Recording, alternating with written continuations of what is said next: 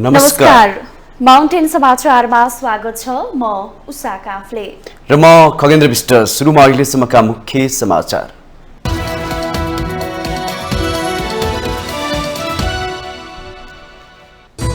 आम निर्वाचनपछिको पहिलो संसद अधिवेशन अन्त्य। 5 महिनामा संसदले कुनै विधेयकहरूलाई पूर्णता दिन नसक्दा कानून बनेनन्।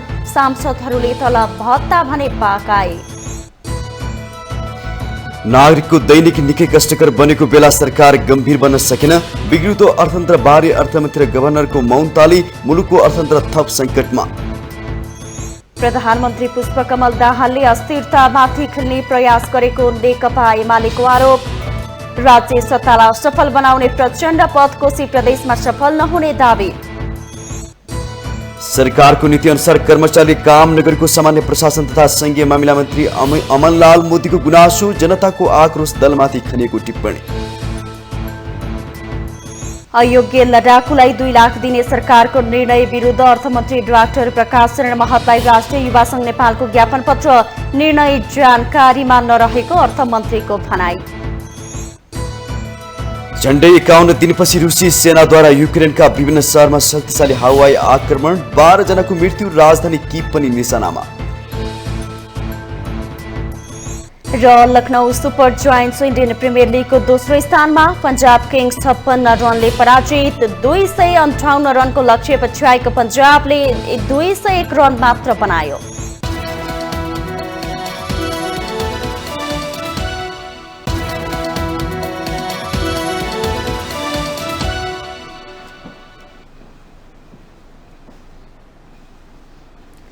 अब समाचार विस्तारमा।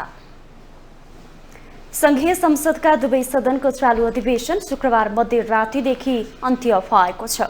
कार्यवाहक राष्ट्रपति रामसहाय प्रसाद यादवले मन्त्री परिषदको सिफारिसमा दुवै सदनको चालू अधिवेशन शुक्रबार राति 12 बजेदेखि अन्त्य हुने विज्ञप्ति मार्फत जानकारी गराउनु भएको हो। नेपालको संविधानको धारा 93 को उपधारा 2 बमोजिम नेपाल सरकार मन्त्री परिषदको मिति 2080 1/12 को सिफारिसमा संघीय संसदको दुवै सदनको चालू अधिवेशन सम्बद्ध 2080 साल वैशाख 15 गते शुक्रबार राति 12 बजेदेखि अन्त्य गरेको कार्यवाहक राष्ट्रपति यादवद्वारा शुक्रबार जारी विज्ञप्तिमा उल्लेख छ। यसअघि प्रतिनिधि सभाका सभामुख देवराज घिमिरेले संसद अन्त्य भएको घोषणा गरेपछि मन्त्री परिषदले कार्यवाहक राष्ट्रपति रामसहाय प्रसाद यादव समक्ष सिफारिस माग गरेको हो। परिषदको मिति 2080 1/12 को सिफारिसमा संघीय संसदको दुवै सदनको चालू अधिवेशन सम्मत 2080 साल वैशाख 15 गते शुक्रबार राति 12 बजेदेखि अन्त्य गरेको छु। 2080 वैशाख 15 रामसहाय प्रसाद यादव। मान्य सदस्यहरू, प्रतिनिधि सभाको चालू अधिवेशन आज राति 12 बजेबाट स्वतः अन्त्य हुने गरी स्थगित हुन्छ। मङ्सिरमा 10 को निर्वाचनपछि पुस 25 गते संसदको पहिलो बैठक सुरु भएको हो। यो अधिवेशनभरि 28 वटा बैठक भएका छन्।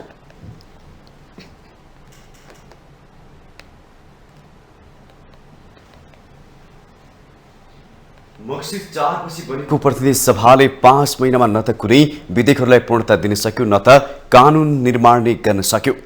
लामो विवादपछि संसदीय समितिहरू गठन भएका छन्। संसदको हिउँदी अधिवेशनको तलब भत्ता सांसदले लिए तर त्यसअनुसार काम भने दिन सकेनन्। एक रिपोर्ट।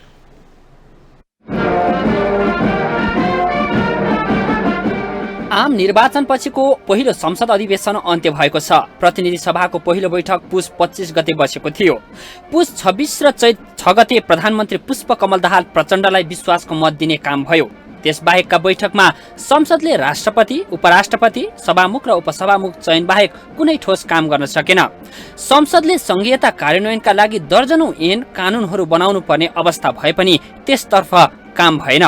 प्रतिनिधि सभामा 8 र राष्ट्रिय सभामा 8 गरी 16 वटा विधेयक पेश भए तर समितिमा दफावार छलफल नहुँदा कुनै परिणाम दिन सकेन। निजामती कर्मचारी सम्बन्धी विधेयक, नागरिकता सम्बन्धी विधेयक लगायतका विधेयक चाँडै पारित गर्नुपर्ने बाध्यता भए पनि सरकारले त्यसतर्फ ध्यान दिन सकेन। पुस 25 देखि वैशाख 15 गतेको 5 महिनाको अवधिमा प्रतिनिधि सभाका 28 वटा बैठक बसे। यो बीचमा प्रधानमन्त्रीदेखि मन्त्रीसम्मको पटक पटक खोजी भयो। अझ प्रमुख प्रतिपक्ष दल नेकपा एमाले त प्रधानमन्त्री संसद बैठकमा हराएको भन्दै व्यङ्ग्य समेत गर्न भ्याए। नाटकीय रूपमा सत्ता समीकरण बदल्दै प्रचण्डले 2 पटक विश्वासको मत लिनुभयो। सुरुमा जुन दिनुपर्ने त्यो नदिएको त प्रश्न छ नि त। जुन स्पिडले संसदले काम गर्नुपर्ने हो त्यसमा मैले काम गरिरहेको छु भन्ने त अवस्था रहेन नि। त्यसको पछाडि एउटै कुरा मैले भने नि, मङ्सिर 4 गते चुनाव भयो, सरकार बन्यो। सरकार एउटा गठबन्धन थियो, अर्को सरकार बन्यो, फेरि अर्को सरकार अर्का बन्यो। जसरी सरकार चाहिँ एउटा चाहिँ लामो समयसम्म जाने, दीर्घकालीनसम्म जानुपर्छ र दिगो सरकार हुनुपर्छ भन्ने सोचका कारण चुनाव भएको थियो। त्यो ब्रेक भएको कारणले संसद पनि केही गतिरोध उत्पन्न भएको हो। यो बिचमा त सबै काम चाहिँ कम्प्लिट गर्नुपर्छ, नत्र भने त प्रश्न उठिहाल्छ नि। संसदको पनि के काम त, खाली भत्ता खाने, आउने बस्ने भन्ने कुरामध्ये अहिलेको भनेको यतिका समय बितिसक्यो। खालि शून्य समय, विशेष समय, शून्य समय, विशेष समय, भ्याभ्याउ समय, यी 3टा समयमा मात्रै सदन चाहिँ सीमित चाहिँ छ। यो आवश्यकै होइन नि। किन चाहिँ यो विशेष समय भाषण किन गरिरहनु पर्यो? काम गर्नु पर्यो नि त। अहिले सङ्घीय कानुन बनाउने कुरामा हाम्रो सबैको अध्ययन अनुसन्धान, हाम्रा सबै बहसहरू त्यहाँ केन्द्रित गर्नुपर्छ। चैत 19 गते बसेको बैठकले प्रतिनिधि सभा नियमावली 2079 पारित त गर्यो। त्यसबाहेक प्रतिनिधि सभामा 3 वटा विधेयक पेश भए। यो बीचमा सरकारले संक्रमणकालीन न्याय सम्बन्धी विधेयक, संवैधानिक परिषद सम्बन्धी विधेयक र मनी लाउन्ड्रिङ विधेयक त ल्यायो। तर ती विधेयक समितिमा गएर दफावार छलफल भएपछि मात्रै प्रतिनिधि सभाबाट पारित हुने भएकाले अलपत्र परे। देश गम्भीर आर्थिक सङ्कटमा फसिरहेका बेला सरकारले आर्थिक क्षेत्रको सुधारका लागि केही योजना नल्याई यसपटकको संसद अन्त्य गरेको छ। तर प्रमुख प्रतिपक्षी दल नेकपा एमाले भने संसदको भूमिकाप्रति सन्तुष्ट छैन।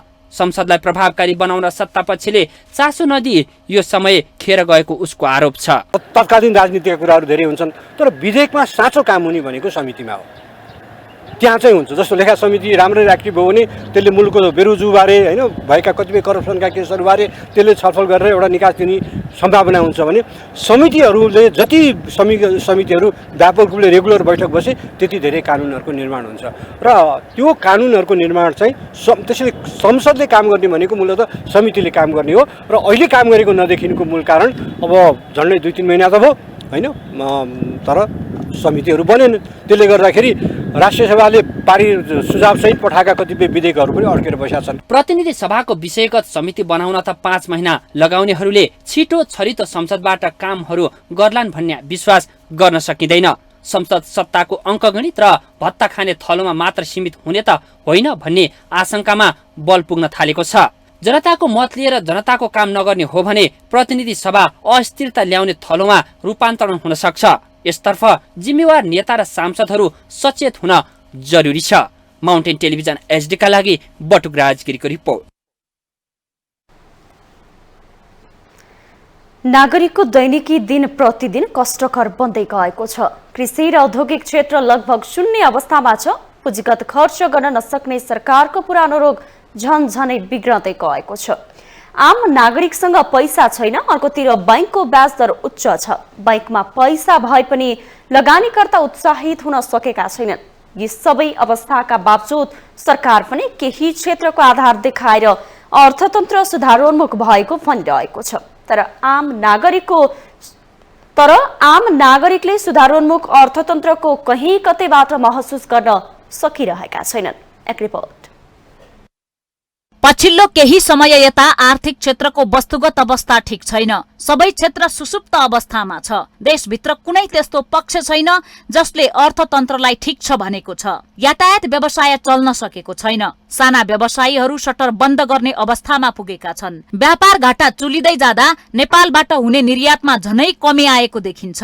कृषि र औद्योगिक क्षेत्र लगभग शून्य अवस्थामा छ। सरकारले पुँजीगत खर्च गर्न सकेको छैन। नागरिकसँग पैसा छैन र बैंकको ब्याज दर उच्च छ। लगानीकर्तामा निराशा व्याप्त छ। तर सरकार भने एकाध क्षेत्रको आधार देखाएर अर्थतन्त्र सुधारोन्मुख छ भन्दै डंका पिटिरहेको छ। विदेशी मुद्रा जोगाउन नेपाल राष्ट्र बैंकले आयात संकुचन पार्ने र बैंकको ब्याज दर बढाउने नीति अवलम्बन गर्दा विदेशी वस्तुको आयात नै नियन्त्रण भयो। यसपछि स्वतः विदेशी मुद्रा सञ्चित बढ्यो। यही आधार देखाएर अहिले सरकारले अर्थतन्त्र सन्तुलित छ भनिरहेको छ। तर वास्तविकता सरकारको भनाइ भन्दा धेरै फरक छ। विश्व बैंकले भनोस् वा सरकारले जबसम्म जनताको दैनिकी सहज हुँदैन, उद्योगी व्यवसायी संकटग्रस्त अवस्थामा रहिरहन्छन्, सरकारले विकास बजेट खर्च गर्न सक्दैन, बेरोजगारहरूले रोजगारी पाउँदैनन्, आयात कम निर्यात बढी हुँदैन, तबसम्म नेपालको अर्थतन्त्र घाइते अवस्थामा नै रहेको मानिनेछ। अहिले पनि नेपालको कुल गृहस्थ उत्पादन जीडीपीको तुलनामा सार्वजनिक ऋणको अनुपात 42.67% पुगेको छ। अर्थात् नेपालको सार्वजनिक ऋण भार 20 खर्ब 70 अर्ब 53 करोड 63 लाख रुपैयाँ पुगेको छ। यो तथ्यले अर्थतन्त्रका धेरै परिसूचक नाजुक अवस्थामा रहेको सजिलै अनुमान लगाउन सकिन्छ। मुलुकको अर्थतन्त्र यो अवस्थामा पुग्नुको एउटा प्रमुख कारण सरकारले आफूसँग भएको पैसा ढुकुटीमै थन्क्याएर राख्नु हो। हाम्रो अर्थतन्त्र चलायमान बनाउन सकिएको छैन। यस्तो खराब अर्थतन्त्र भएको अवस्थामा पनि बिचौलियाहरू भने चलायमान भइरहेका छन्। उनीहरूको बजार कब्जा गर्ने उद्देश्य अनुरूप नै विदेशी आयातित सामान शहरदेखि गाउँघरसम्म पुर्याउने मामिलामा खासै बाधा परेको छैन। यो अवस्थाले नेपालको अर्थतन्त्र झन खराब अवस्थातर्फ उन्मुख भइरहेको छ। विडम्बना भन्नुपर्छ, यसरी गम्भीर अवस्थामा पुगेको अर्थतन्त्रबारे न त कुनै राजनीतिक दलका बैठकमा छलफल हुन सकेको देखिन्छ, न त अर्थमन्त्री र गभर्नरले चासो देखाएका छन्। विश्व बैंक लगायतका संस्थाहरूले सीमित अवस्थाको समीक्षा गरेर अर्थतन्त्र ठिकै छ भनिदिएको भरमा सरकार मक्ख परेको छ। तर सरकारले सानोतिनो व्यवसाय गरिरहेका नेपाली नागरिकको पीडा बुझ्न सकेको छैन। पढे लेखेका युवाहरू रोजगारी खोज्न दिनभर विभिन्न कार्यालयका ढोका ढकढक्याएर बेलुका उही अवस्थामा घर फर्किरहेको सरकारले देखेन। नागरिकको भान्सा कति महँगो बनेको छ भन्ने वास्तविकता बुझ्ने काम अर्थमन्त्रीको प्राथमिकतामा पर्न सक्दैन। अर्थमन्त्री र राष्ट्र बैंकका गभर्नरले देशभित्रको वस्तुगत अवस्था बुझेर त्यसको समाधानतर्फ लाग्नु पर्नेमा विदेशी संस्थाहरूले के भन्छन् त्यस अनुसार सार्वजनिक मञ्चहरूमा भाषण गरिरहेका छन्। नेपालको अर्थतन्त्र कस्तो छ भनेर बुझ्ने हो भने आफ्ना नागरिकको अवस्था बुझ्न सके पर्याप्त हुन्छ। के यो समस्या पनि विदेशी संस्थाहरूले देखाइदिनु पर्ने हो र? त्यसैले मुलुकलाई आर्थिक संकटबाट जोगाउने हो भने तत्काल आर्थिक सुधारका नीतिहरू अवलम्बन गर्नुपर्छ। किनकि थुप्रै गलत नीतिका कारण मुलुकको अर्थतन्त्र सधैँ संकटग्रस्त अवस्थामा देखिन्छ। राष्ट्र बैंक र अर्थ मन्त्रालय बीच राम्रो समन्वय र समझदारी हुनु आवश्यक छ। राजनीतिक दल, सरकार र कर्मचारी तन्त्रले नदेखेको खराब अर्थतन्त्र बारे नागरिकले पनि खबरदारी गर्न सक्नुपर्छ। समय छँदै बिग्रिँदै गएको अर्थतन्त्र बारे गाम्भीर्यता नदेखाउने हो भने भोलि ठूलै दुर्घटना हुन सक्छ। माउन्टेन टेलिभिजन एसडी राजनीतिक ब्युरो। नेकपा एमाले प्रधानमन्त्री पुष्पकमल दाहालले अस्थिरतामाथि खेल्ने प्रयास गरेको आरोप लगाउनु भएको छ। शुक्रबार पार्टी केन्द्रीय कार्यालयमा पत्रकार सम्मेलन गरी एमाले प्रधानमन्त्री पुष्पकमल दाहालले अस्थिरतामाथि खेल्ने प्रयास गरेको आरोप लगाएको हो। एमाले उपमहासचिव विष्णु रिमालले पार्टी अध्यक्ष केपी शर्मा ओलीमाथि दिन प्रतिदिन आक्रमण बढिरहेको भन्दै अवांछित गतिविधि प्रधानमन्त्री स्वयं संरक्षक बनेको टिप्पणी गर्नुभयो। उहाँले प्रमुख प्रतिपक्षी दलका शीर्ष नेतामाथि बारम्बार आक्रमण भइरहँदा पनि सुरक्षा प्रशासन मुखदर्शक बनेको बताउनु भयो। अध्यक्ष र संविधान सभाका अध्यक्ष दुईजना झापा पुग्दाखेरि झापामा केही अवांछित तत्त्वले उहाँहरूमाथि ढुङ्गामुढा गर्ने प्रयत्न गर्यो। यद्यपि त्यहाँ पहिले नै सरगर्मी गतिविधि हेर्दाखेरि प्रशासनलाई त्यहाँ के गडबड हुँदैछ भन्ने अन्दाज थियो। तर प्रशासन त्यहाँ मुखदर्शक भएर रहिरह्यो। प्रशासनले त्यहाँ अवांछित क्रियाकलाप गर्ने मान्छेहरूप्रति न पहिला नियन्त्रण गर्ने योजना बनायो, न घटना घटिसकेपछि पनि उनीहरूमाथि प्रशासनिक कारबाही गर्ने काम गर्यो। यो दुवै गरेन र उनीहरू चाहिँ एक ढङ्गले निष्क्रिय भएर जस्तो भएर रहे। यसैगरी सचिव योगेश कुमार भट्टराईले अराजकता मच्चाएर राज्य सत्तालाई असफल बनाउने प्रचण्ड पद कोशी प्रदेशमा सफल नहुने दावी गर्नुभयो। उहाँले कोशी प्रदेश नामाकरणको विरोध शान्तिपूर्ण रूपमा गर्न पाउने भए पनि माओवादीका संगठनहरूले नै प्रमुख प्रतिपक्षी दलका नेतामाथि आक्रमणको प्रयास गर्नु आपत्तिजनक रहेको बताउनु भयो।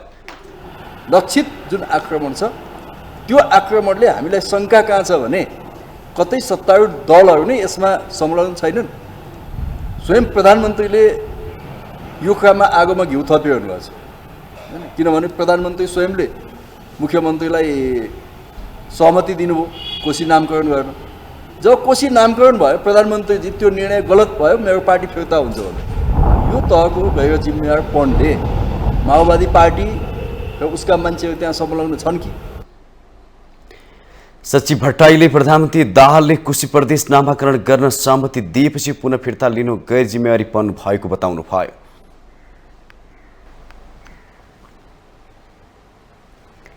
प्रतिनिधि सभाको सुन्ने समयमा सांसदहरूले विभिन्न जनसरोकारका पक्षमा सरकारको ध्यानकर्षण गराएका छन्।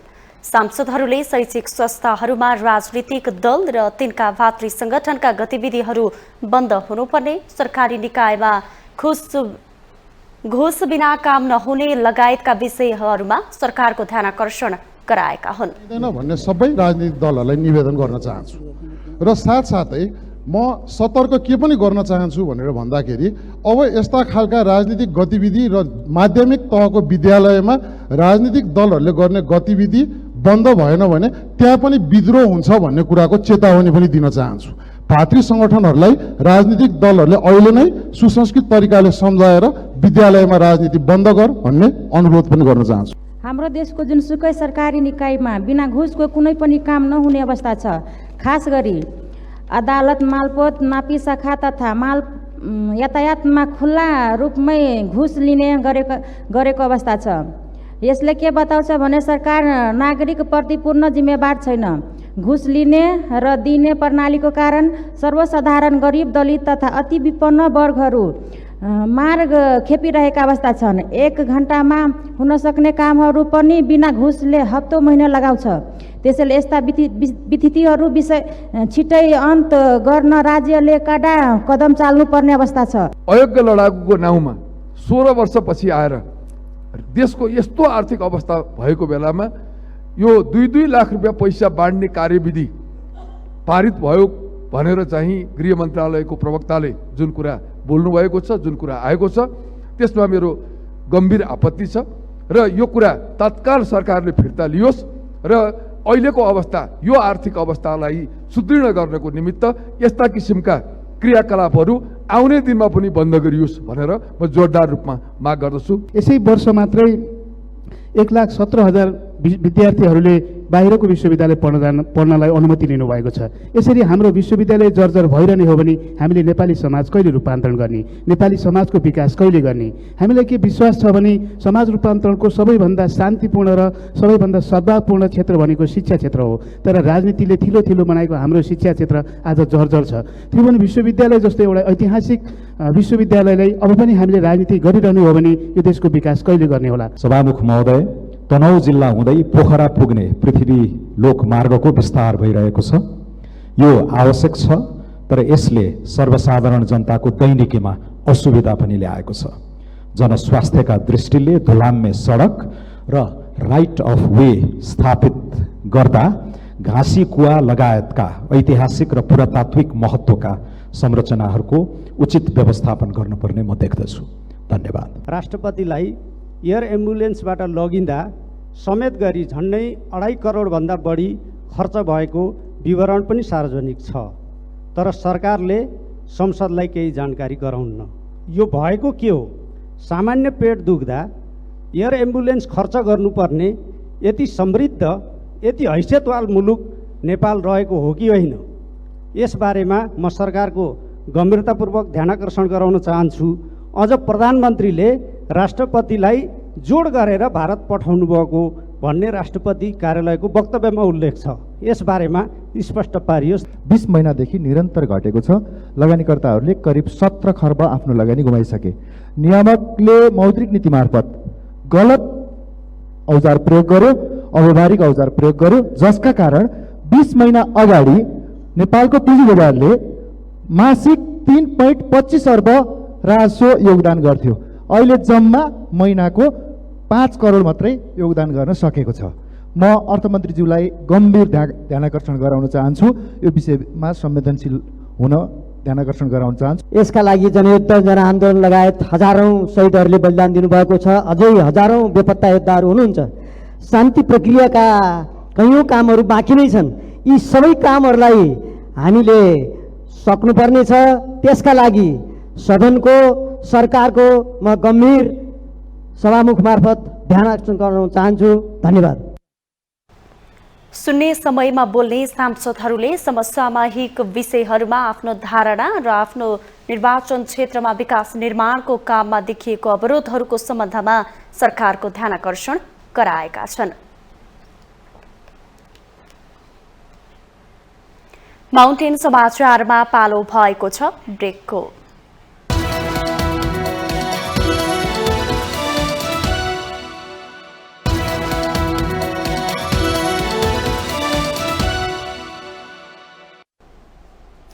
ब्रेकपछि स्वागत छ बाँकी समाचार। उपनिर्वाचनबाट चुनिएका प्रतिनिधि सभा सदस्य रवि लामिछाने र सोनी बुवाग्लेले पद तथा गोपनीयताको शपथ लिनु भएको छ। यही वैशाख 10 गते भएको उपनिर्वाचनमा चितवन 2बाट निर्वाचित रासोपा सभापति रवि लामिछाने र तनहुँ 1बाट चुनिनुभएका रासोपाकै सोनी बुवाग्लेलाई प्रतिनिधि सभाका सभामुख देवराज घिमिरेले शुक्रबार शपथ गराउनु भएको हो। 12-2बाट निर्वाचित जनता समाजवादी पार्टीका अध्यक्ष उपेन्द्र यादव भने अहिले पनि काठमाडौँ बाहिरै रहेकाले शपथ समारोहमा अनुपस्थित रहनुभयो। सभामुख घिमिरेले पद तथा गोपनीयताको शपथ खुवाउँदै लामिछाने र वाग्लेलाई संसदको लोगो पनि वितरण गर्नु भएको छ। शपथपछि राष्ट्रिय स्वतन्त्र पार्टीका सभापति रवि लामिछानेले सरकारले न्यूनतम साझा कार्यक्रममा आफूहरूले भनेका विषयलाई नसमेटेकाले अब सरकारलाई दिएको समर्थन बारे नै गम्भीर समीक्षा गर्ने बताउनुभयो। लामिछानेले अहिले सरकारमा सहभागी हुने बारे नसोचेको र त्यस्तो वातावरण नरहेको उल्लेख गर्नुभयो। मतदाताले निश्चित म्यान्डेट दिएर पठाएको भन्दै लामिछानेले भ्रष्टाचारको छानबिन गर्ने विषय सरकारले न्यूनतम साझा कार्यक्रमबाट हटाएको भन्दै आपत्ति जनाउनुभयो। अस्थिरता नहोस् भनिरहँदा जे जस्तो अवस्थामा पनि सरकारको समर्थन गरिरहन नसक्ने लामिछानेले स्पष्ट पार्नुभयो। हामीलाई सबैभन्दा बढी आम नागरिकले भोट दिएको हामीलाई लागेको विषय भनेको मुलुकको भ्रष्टाचारको अन्त्यको विषय हो, जसमा हामीले कुनै पनि कालखण्डमा भएका भ्रष्टाचारको छानबिन हुनुपर्छ भनेका थियौँ। त्यो नै न्यूनतम साझा कार्यक्रमबाट सरकारले हटायो। त्यो त्यसमा हाम्रो गम्भीर भन्दा पनि गम्भीर आपत्ति छ। किनभने मतदाताले हामीलाई केही थान मान्छेलाई संसदमा पठाएको होइन, निश्चित एजेन्डा सहित पठाएको, एउटा म्यान्डेट दिएर पठाएको हो। त्यो जेका लागि हामीले जुन बाचा गरेर हामी आएका थियौँ त्यो बाचा नै भएको पनि राख्नुपर्ने, अझ निर्मम हुनुपर्ने विषयलाई भएको पनि हटाएको कुरामा हाम्रो गम्भीर आपत्ति छ। त्यसले गर्दा यसमा गम्भीर समीक्षा गरेर मात्रै अगाडि बढ्छ। अर्का सांसद सोनी बुवाग्लेले पनि स्थिरताका नाममा कुनै पनि अक्षम सरकारलाई बोकिराख्न नपर्ने सर्वकालीन र सर्वव्यापी मान्यता रहेको बताउनुभयो।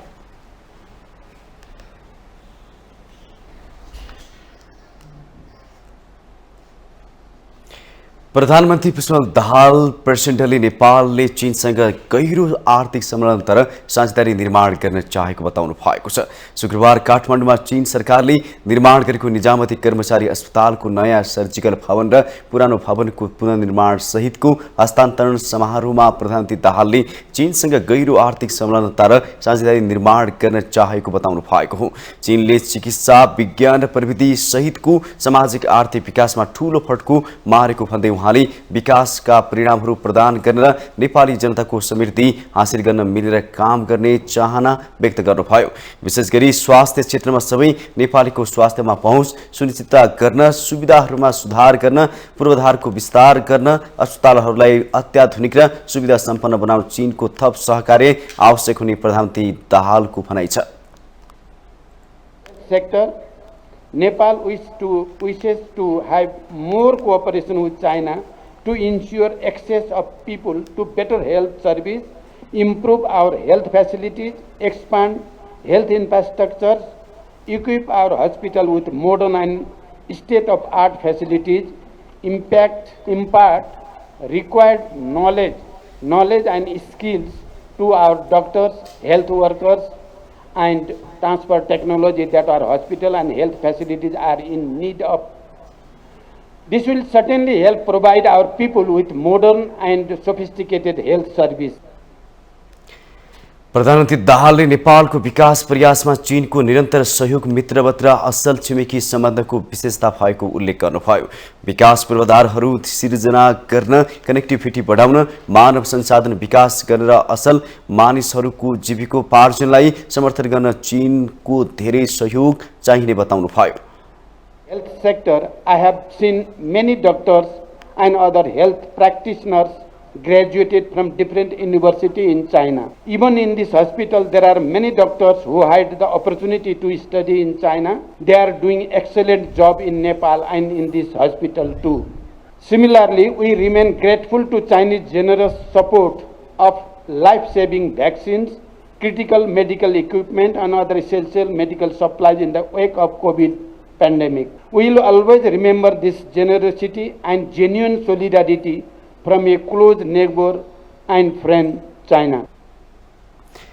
प्रधानमन्त्री दाहालले चीनका विभिन्न विश्वविद्यालयहरूमा अध्ययन गरेका डाक्टरहरूले निजामती कर्मचारी अस्पतालमा राम्रो काम गरिरहेको बताउनुभयो। उहाँले कोरोनाका बेला खोप सहितका अन्य सहयोगप्रति कृतज्ञ रहेको भन्दै चीन सरकारलाई धन्यवाद दिनुभयो।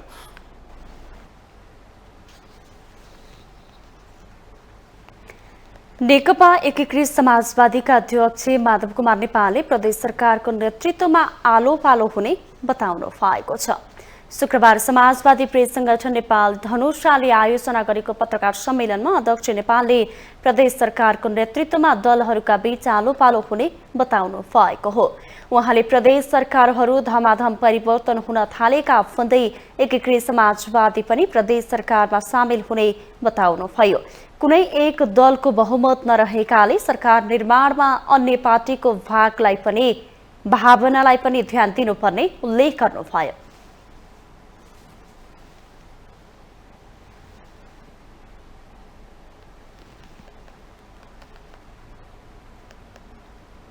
नयाँ सरकारले आकार देखाउन थालिरहेछ। सम्भवतः आजै होला गण्डकी प्रदेशमा नयाँ मुख्यमन्त्रीले शपथ ग्रहण गर्दै हुनुहुन्छ। अब मधेस प्रदेशमा गठबन्धनकै एउटा घटकको मुख्यमन्त्री हुनुहुन्छ तर त्यो दलको मात्रै बहुमत छैन। कसैले के भन्छन् भने कि आलो पालो गर्नु हुँदैन, यो संसारमा कहीँ सम्भव छ? यो कुरा उठाउने मान्छेले पनि मौका पाएको भए छोड्थ्यो। अरूलाई बडो उपदेश दिने मान्छेहरू जब जनताले नै भने कि तपाईहरु मिलेर गर भनिसकेपछि कुनै एउटा पार्टीको बहुमत नहुँदाखेरि गर्छन् के? किन त्यो पार्टीले सँग पनि कार्यकर्ता हुन्छन्, जनमत पनि हुन्छ। त्यसैले अरू पार्टीको भावनाले पनि ध्यानमा राख्नुपर्छ। अध्यक्ष नेपालले नेकपा माओवादी केन्द्र, नेकपा एकीकृत समाजवादी र जसपा एकताबद्ध हुने कुरा भइरहेको पनि बताउनुभयो। उहाँले विप्लव नेतृत्वको नेपाल कम्युनिस्ट पार्टी लगायत अन्य पार्टीहरूसँग पनि मोर्चा बनाउने विषयमा छलफल भइरहेको बताउनुभयो। विकासको कुनै सम्भावना छैन। समाजवाद भनेको समानता र सामाजिक न्याय, विकास र समृद्धिको अर्को नाम हो।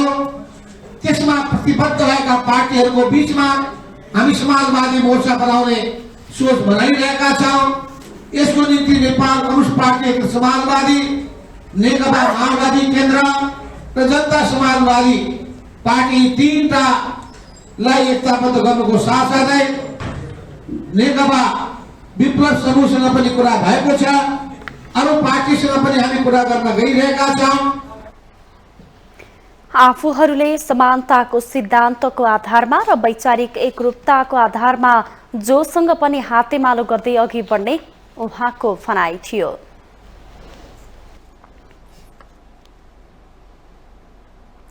राष्ट्रिय प्रजातन्त्र पार्टीका नेता पशुपति शमशेर जबराले राष्ट्रिय स्वतन्त्र पार्टीसँग सामना गर्न राप्रपा तयार रहेको बताउनु भएको छ।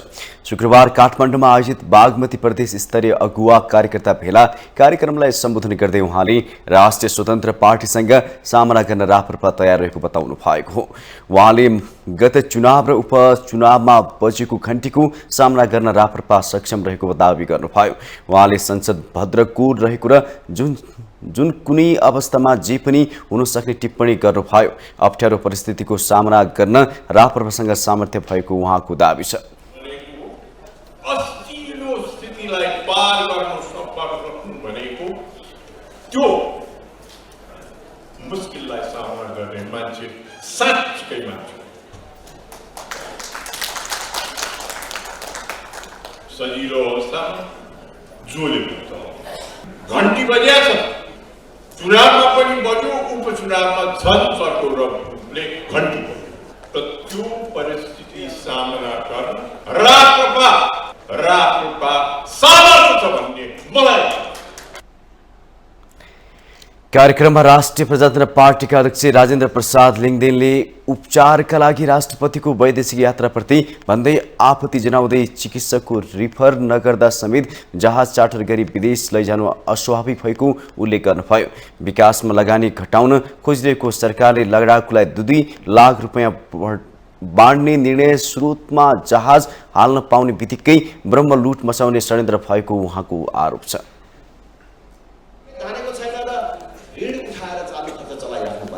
यस्तो बेला राष्ट्रपतिको महँगो यो औषधि उपचार यात्रा लडाकुलाई दिइएको यो पैसा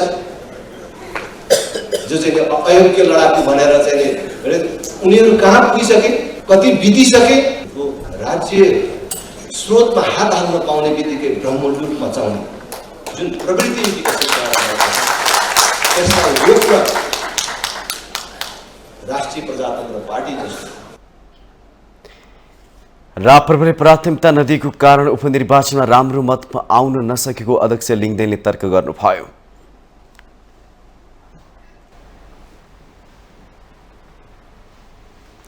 सामान्य प्रशासन तथा संघीय मामिला मन्त्री अमनलाल मोदीले सरकारको नीति अनुसार कर्मचारीहरूले काम नगर्दा जनताको आक्रोश राजनीतिक दलमाथि खनिएको टिप्पणी गर्नु भएको छ। शुक्रबार काठमाडौँमा नेपाल आयल निगम कर्मचारी संघको कार्यक्रममा मन्त्री मोदीले यस्तो टिप्पणी गर्नु भएको हो। उहाँले सरकारको नीति अनुसार जनतालाई दिने सार्वजनिक सेवा सहज रूपमा दिन नसकेको भन्दै जनता सकारात्मक हुने गरी काम गर्न कर्मचारीलाई आग्रह गर्नुभयो। उहाँले पछिल्लो उपनिर्वाचनमा म कर्मचारीहरूले सरकारले दिएका सेवाहरूको जनतालाई सकारात्मक बनाउन नसक्दाको परिणाम भएको उल्लेख गर्नुभयो।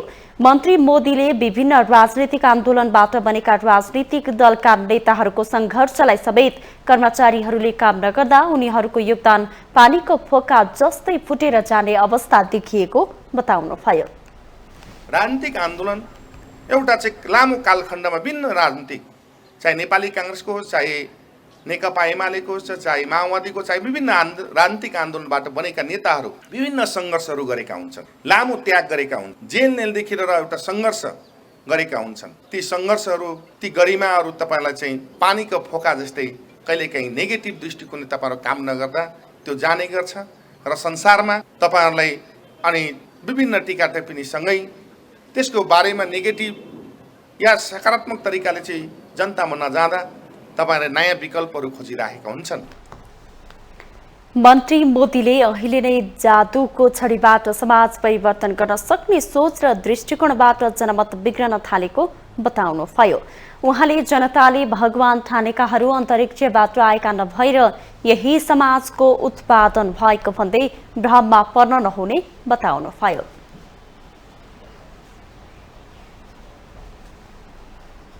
माउन्टेन समाचारमा पालो भएको छ अर्को ब्रेकको।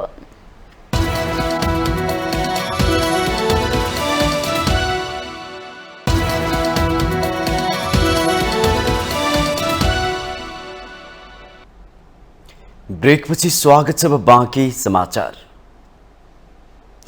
किसानहरूको 5 सूत्रीय माग अघि सार्दै नुवाकोटका एक किसान एक सातादेखि राजधानीमा अनसरत हुनुहुन्छ। सरकारले किसानको हितमा काम नगरेकाले दबाव दिन उहाँ आमरण अनसन बस्नु भएको हो। उहाँले कृषिमा अनुदान दिनुपर्ने, किसानलाई न्यून ब्याजमा ऋण दिनुपर्ने, मल बिउ र औजार अनुदानमा दिनुपर्ने, कृषिमा 10% बजेट छुट्याउनु पर्ने लगायत माग राख्नु भएको छ। नुवाकोटको ककनी गाउँपालिका 2 का किसान श्रीराम घिमिरे एक सातादेखि राजधानीको न्युरोड स्थित भूगोल पार्कमा अनसनरत हुनुहुन्छ। ककनीबाट खाली खुट्टा पैदल हिँडेर काठमाडौँ आइपुग्नु भएका उहाँले वैशाख 5 गतेदेखि अनसन सुरु गर्नु भएको हो। सरकारले किसानको हितमा काम नगरेकाले दबाब दिन आफू आमरण अनसनमा बस्नु परेको घिमिरे बताउनुहुन्छ। अनसनका कारण उहाँको स्वास्थ्य अवस्था दिन प्रतिदिन बिग्रदै गइरहेको छ। तर सरकारवाला निकायबाट भने अनसन तोडाउन केही पहलसम्म भएको छैन। सरकारले किसानको माग पूरा नगरेसम्म अनसन नतोड्ने उहाँको अडान छ।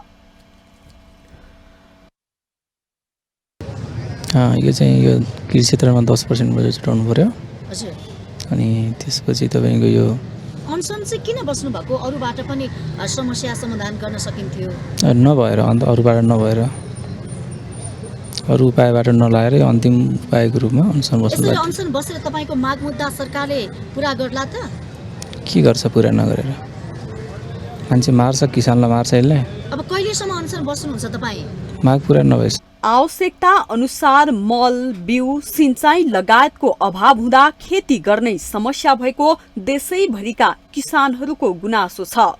भाषणमा मात्र कृषि क्षेत्र सरकारको प्राथमिकतामा परेकोले कृषकले भोग्दै आएका समस्याबारे सरकारले ध्यान नदिएको उनीहरूको आरोप छ। उत्पादनको मूल्य भन्दा लागत मूल्य बढी हुने, बैंकको ब्याज अस्वाभाविक तवरले बढ्ने र उत्पादनले उचित बजारसम्म नपाउने समस्याले किसानहरूलाई दिनदिनै पिरोलिरहेको छ। पेसाबाटै विस्थापित हुने अवस्थामा पुगिसकेका उनीहरूले किसानहरूको समस्या कहिले समाधान हुन्छ भन्दै सरकारलाई प्रश्न गरिरहेका छन्। भनेर जाँदाखेरि जम्मा एक धुरी बराबर एक पाथी मल भेटियो, बजारमा किन्न पनि पाइँदैन। अनि अनुदान भनेको छ, अनुदानको नाउँमा पोहोर साल मलै नपाएर कतिपय भयो। यो के छ भने इन्डियासँग मिल्ने अनि अनुदानको मल रोकिदिने अनि उताको त्यो इन्डियाबाट आउने जुन खाद्यान्नहरू छ नि, अब त्यो त अहिले साल उत्पादन भन्ने आएको त उताबाट आउँछ। अनि यो सबै यो कस्तो भने जनतालाई चाहिँ भोट हाल्न लगाएर दुनियाँ दिन मतदान हुन्छ एउटा चेलीबेटी। भाइको अवस्था हेरौँ, श्रीराम घिमिरेको आज 8-9 दिन भयो, उसको स्वास्थ्यमाथि एकदम खेलवाड गरिरहेछ। होइन, मान्छे मार्न पाइँदैन, कुनै पनि देशको कानुनले भन्छ तिमीहरूले त्यो मान्छे मार भनेर कसैलाई भनेको छैन। उनीहरूको यो अलि सरकारको नियत के भने यत्रो दिन त उनीहरूलाई थाहा छ नि त, के गरेर बस्छ। सधैँ चाहिँ 5 स्टार होटलमा बसेर खाएर मात्रै त भएन नि। किसानको वास्तविक समस्या बुझ्नु पर्यो। यदि ऊ राज्यको लागि काम गर्छ चाहिँ मन्त्री हुनुहुन्छ उहाँ, कृषि मन्त्री, उहाँले यदि राज्यको नेपालीको हितमा काम गर्नुहुन्छ भने उहाँको जिम्मेवारी हो। माग अन्जायज छैन के, आम हिसाबमा उहाँहरूले अन्जायज छ भने के माने म भनिदिनु पर्यो, होइन जायज छ भने यो माग पुरा गर्नु पर्यो। यो चाहिँ आम हिसाबमा मलको, बिउको, औजारको, अनुदानको यो सबै कुराहरू आज मात्रै उठेका कुरा होइनन् कि। यसलाई व्यवस्थीकरण गर्नु पर्यो, तपाईँको सूक्ष्म अध्ययन गर्नु पर्यो। पहिला यहाँ समस्या म सरकारलाई के भन्न चाहन्छु भने साँच्चै कृषकमुखी कार्यक्रमहरू हुनु पर्यो। सरकारले किसानले भोगेका समस्या तत्काल समाधान गरी किसान र समग्र कृषि क्षेत्रलाई जोगाउन आवश्यक छ। माउन्टेन टेलिभिजन एचडीका लागि क्यामेरामा पुरन सुवेदीका साथमा सचिता बुढाथोकीको रिपोर्ट। सहकारीबाट ऋण लिएर नतिर्नेको सम्पत्ति तत्काल रोक्का गर्न राष्ट्रिय सहकारी महासंघले माग गरेको छ। शुक्रबार ललितपुरमा सहकारी समस्या समाधान समितिले पत्रकार सम्मेलन गरी सहकारीबाट ऋण लिए नतिर्ने मनसाय भएका ऋणीहरूको एका घर सङ्गोल परिवारको चल अचल सम्पत्ति रोक्का गर्न पाउनुपर्ने व्यवस्था तत्काल कार्यान्वयन गर्न माग गरेको हो। सहकारी समस्या समाधान समिति संयोजक ओम देवी मल्लले व्यक्तिगत बचतको सीमा 25 लाख तोक्ने गरी सहकारी ऐन संशोधन गर्न बनेको विधेयकको दफा तत्काल खारिज गर्नुपर्ने बताउनुभयो। उहाँले सरकारसँग 13वटा माग राख्ने क्रममा सहकारीमा देखिएको तरलता समस्या तत्काल समाधानका लागि राष्ट्रिय सहकारी बैंक मार्फत सहुलियत ब्याज दरमा 3 वर्षसम्मका लागि 10 अर्ब रकम उपलब्ध गराउनुपर्ने माग गर्नुभयो। सहुलियत ब्याज दरमा 3 वर्षका लागि 10 अर्ब रकम उपलब्ध गराउनु पर्ने। सहज 5 मा सहकारीको वित्तीय जोखिम न्यूनीकरण र सदस्यहरूको बचत सुरक्षाका लागि सहकारी 2074 र नियमावली 2075 मा व्यवस्था भएको कर्जा सूचना केन्द्र, कर्जा असुली न्यायाधिकरण, बचत तथा कर्जा सुरक्षा कोष तत्काल स्थापना हुनुपर्ने। त्यस्तै राष्ट्रिय सहकारी बैंकका अध्यक्ष केबी उप्रेतीले बैंक तथा वित्तीय क्षेत्रको लगानी घर जग्गा कारोबारमा गएको भन्दै घर जग्गा कारोबार कम भएकाले सहकारीहरूमा तरलता अभाव भएको बताउनुभयो। अनि बचत फिर्ता पाइरहेका छैनन् भन्ने जुन कुराहरू गर्नु भएको छ तपाईँलाई थाहा नै छ। अहिले डाइरेक्ट इन्डाइरेक्ट बैंक वित्तीय संस्था सहकारीको लगानी कहाँ छ? सबभन्दा धेरै प्रतिशत रियल इस्टेट भनेर, हाउसिङ भनेर कम भएको। तर जहाँ व्यवसाय गर्न जान्छु भन्दा, व्यापार गर्न जान्छु भनेर, तरलता व्यवस्थापन गर्न भन्छ, ओभरड्राफ्ट भनेर जहाँबाट लगेको नि त घर जग्गामै गएको। अनि घर जग्गा त्यसलाई प्रेसर गरेर राज्यले घर जग्गाको किता खुला गरियो भने त्यस कारणले नि महसुस गर्यो नि त। समितिले वित्तीय सहकारीमा देखिएको तरलता समस्या तत्काल समाधानका लागि राष्ट्रिय सहकारी बैंक मार्फत पर्ने परिचालन हुने गरी सहुलियत ब्याज दरमा 3 वर्षसम्मका लागि 10 अर्ब रकम उपलब्ध गराउनुपर्ने माग गरेको छ।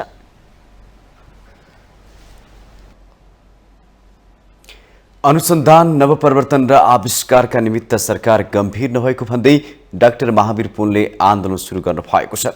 शुक्रबारदेखि काठमाडौँको माइतीखेर मण्डलमा विभिन्न माग राख्दै अनिश्चितकालका लागि आन्दोलन सुरु गर्नु भएको हो। उहाँले सरकारले प्रतिभा भएका र अनुसन्धान तथा आविष्कार गर्न सक्नेहरूको लागि केही नगरेकाले दबाव स्वरूप आन्दोलन गर्न परेको बताउनुभयो। उहाँले नयाँ विषयहरूको आविष्कार गर्ने, नयाँ परिवर्तन गर्ने काम गर्न नसके, अर्थतन्त्रलाई सुधार गर्न नसकिने र अर्थतन्त्र सुधार हुन नसक्दा युवाहरू विदेश जान बाध्य हुने बताउनुभयो। उहाँले यो क्षेत्रको विकासका लागि 10 वर्षसम्म सरकारका सबै मन्त्रालयहरूमा पुगेको र सबै मन्त्री तथा नेताहरूसँग भेट्दा समेत केही गर्न नसकेको गुनासो गर्नुभयो। उहाँले पछिल्लो 5 वर्ष राष्ट्रिय आविष्कार केन्द्र खोलेर काम गर्दा समेत सरकारले नदेखेको आरोप लगाउनुभयो। सन्ततिहरूदेखि लिएर हाम्रो विद्यार्थीहरू, हाम्रो प्रतिभा भएका नेपालीहरू सबैको लागि चाहिँ यो आजको आन्दोलन गर्नु परेको हो। नेपालले अनुसन्धान, नवपरिवर्तन र आविष्कारका कुराहरूमा अहिलेसम्म हामी एकदमै पछाडि परेका छौँ। त्यो कुरालाई चाहिँ हामीले एउटा जनस्तरमा पनि एउटा सचेतना जगाउनको लागि पनि यो आन्दोलन हो। किनभने हामी चाहिँ यो नयाँ नयाँ कुराहरू आविष्कार गर्ने, नवपरिवर्तनका कामहरू गर्ने र त्यसलाई व्यवसायीकरण गर्ने जस्ता कुराहरू गरिएन भने हामी चाहिँ हाम्रो अर्थतन्त्रलाई सुधार्न सक्दैनौँ। उहाँले आन्दोलनमा अनुसन्धान, नवपरिवर्तन र आविष्कार कोष खडा गर्न, अनुसन्धान र नवपरिवर्तनको लागि हरेक वर्ष विकास बजेटको 1% रकम छुट्याउन माग गर्नुभयो। उहाँले अनुसन्धान, नवपरिवर्तन र आविष्कार प्रवर्धन, सञ्चालन तथा खरिद ऐन बनाउनु पनि आग्रह गर्नुभएको छ। र त्यो कोषमा नेपाल सरकारले, सङ्घीय सरकारले र प्रदेश सरकारले आफ्नो विकास बजेटको 1% त्यो कोषमा राख्ने व्यवस्था मिलाइयोस्। उहाँले यात्री मोटरसाइकललाई तुरन्त लाइसेन्स प्लेट दिने व्यवस्था तत्काल गर्न माग गर्नुभयो। उहाँले पुरानो गाडीहरूलाई विद्युतीय गाडी बनाउने र चलाउने अनुमति दिनुपर्ने समेत माग गर्नुभएको छ।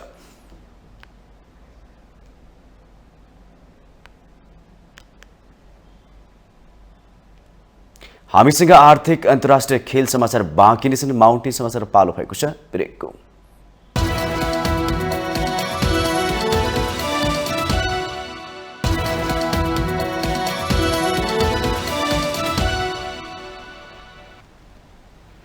ब्रेकपछि स्वागत छ। अब पालो आर्थिक समाचारको।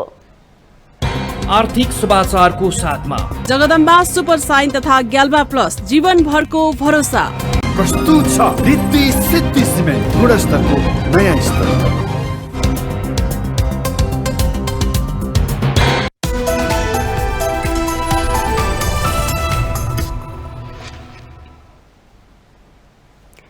अर्थमन्त्री डाक्टर प्रकाश शरण महतले अयोग्य लडाकुलाई 2 लाख दिने मन्त्री परिषदको निर्णयबारे अनभिज्ञ रहेको बताउनु भएको छ। शुक्रबार राष्ट्रिय युवा संघले बुझाएको अयोग्य लडाकुलाई 2 लाख दिने सरकारको निर्णय विरुद्धको ज्ञापन पत्र बुझ्दै अर्थमन्त्री डाक्टर महतले यस्तो बताउनु भएको हो। उहाँले आफू अर्थमन्त्री भए पश्चात अर्थ मन्त्रालय र मन्त्री परिषदले अयोग्य लडाकुलाई 2 लाख दिने निर्णय नगरेको स्पष्ट पार्नुभयो।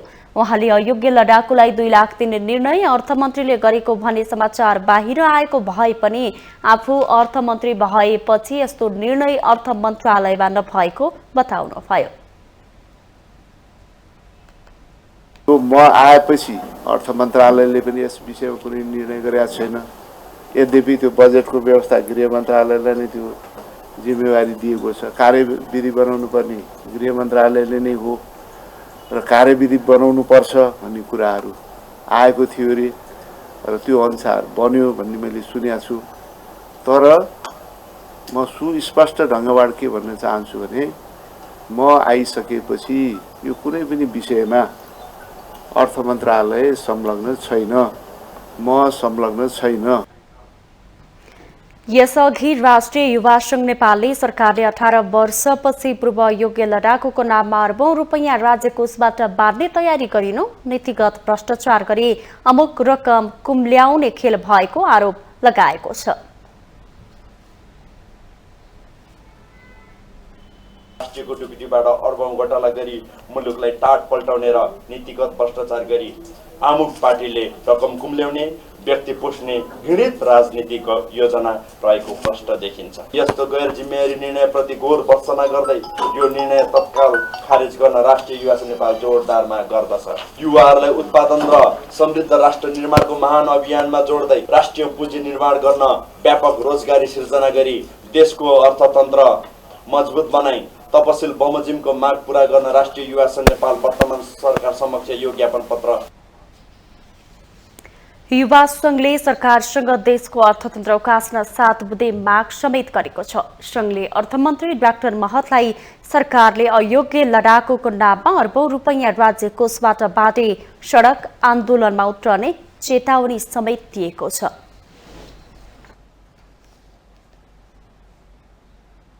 अब पालो अन्तर्राष्ट्रिय समाचारको।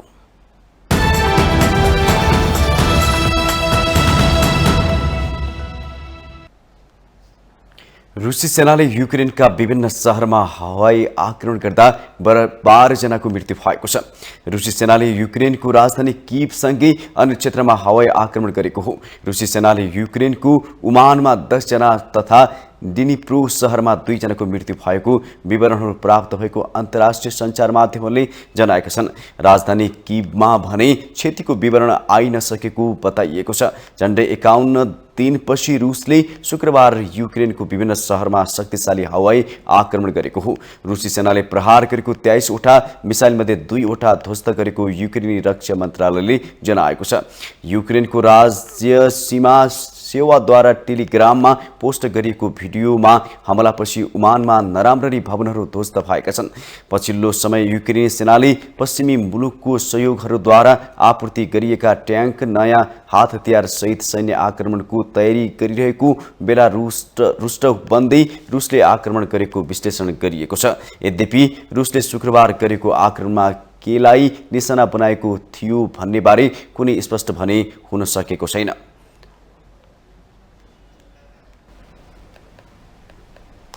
अब पालो खेल समाचारको।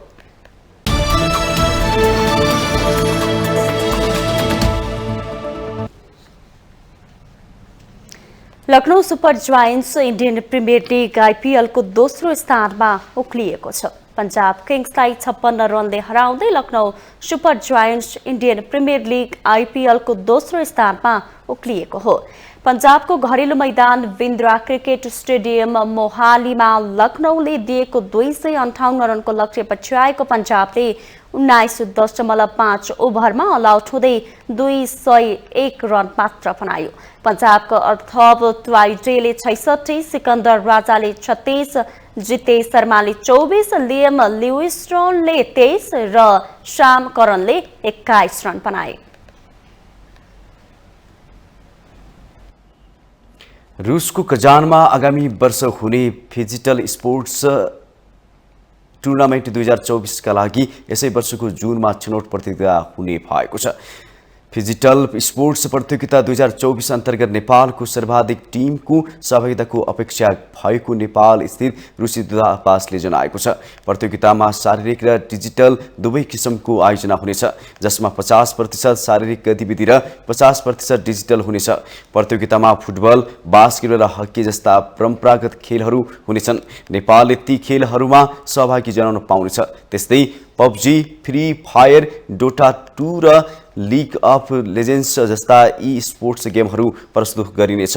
प्रतियोगिता अन्तर्गत फुटबल, बास्केटबल, हकी र दौड प्रतिस्पर्धामा प्रत्येक खेलमा पुरस्कार राशि $10 लाख छ। यस्तै डोटा 2 र लिग अफ लेजेन्ड्स जस्ता यी स्पोर्ट्स खेलहरूमा प्रत्येक खेलमा $30 लाख को पुरस्कार राशि छ। Tactical battle 55, CSGO tactical battle 55, भ्यालोरन्ट र ड्रोन बिट सेभरको पुरस्कार क्रमशः 30 लाख, 20 लाख र 5 लाख डलर छ।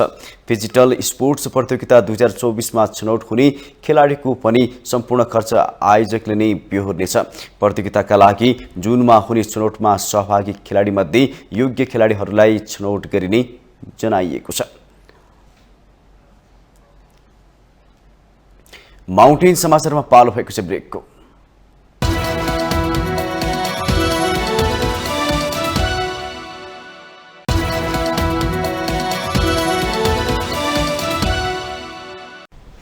ब्रेकपछि स्वागत छ। यससँगै हामी माउन्टेन समाचारको अन्त्यमा आइपुगेका छौं। जाँदा जाँदै अहिलेसम्मका मुख्य समाचार पुनः एकपटक।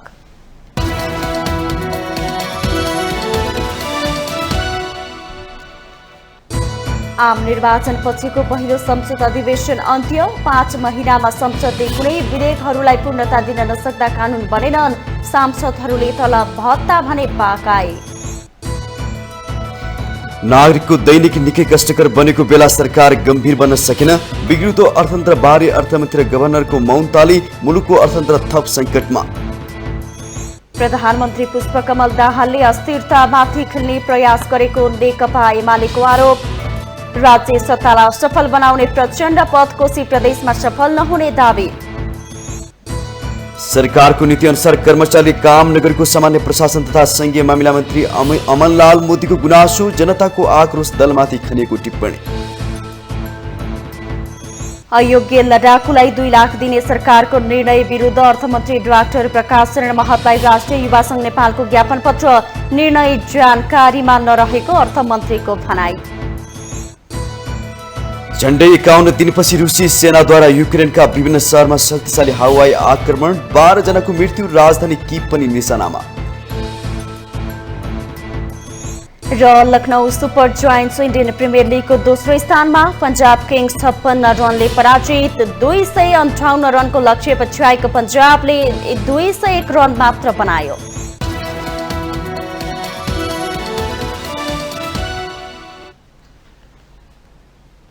माउन्टेन समाचार अहिलेलाई सकियो। सत्य, तथ्य र निष्पक्ष समाचारका लागि माउन्टेन टेलिभिजन HD हेर्दै रहनुहोला। नमस्कार।